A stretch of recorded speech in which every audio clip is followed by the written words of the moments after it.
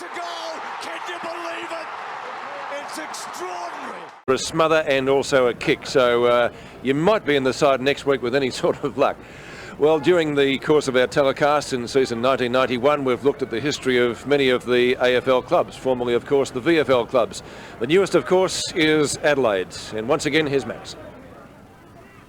If some people in South Australia had their way, the Adelaide Crows would have never eventuated.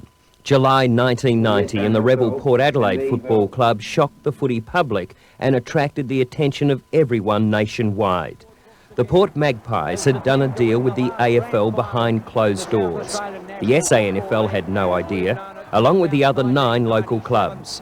The Magpies, in many people's mind, had done the dirty on their state. So the race began, meeting after meeting, court case after court case. Port's president, Bruce Webber, became the most sought-after man in football. Everywhere he went, the media followed. But the other side was hard at work too. Then, 2 months, 3 days, and $220,000 later, Port was dumped, and the AFL gave the SANFL the nod.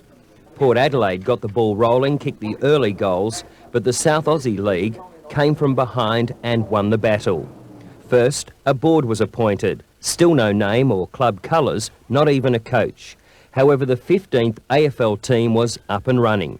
The word was, don't expect too much in the first season. I just hope that we'll be competitive, but I would hope that with the moratorium in place that within 2 years we could be a very, very competitive side and a very successful side. South Australian football legend Neil Curley became football manager. And after several interviews, Graham Corns beat John Cale for the coaching position. A month later, the first training session at Football Park. Corns, though, could see plenty of light at the end of the tunnel.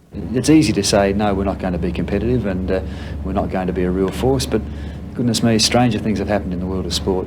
57 of South Australia's best. Bruce Lindner from Geelong then signed, Tony McGuinness also returned, and finally the Adelaide Crows were born.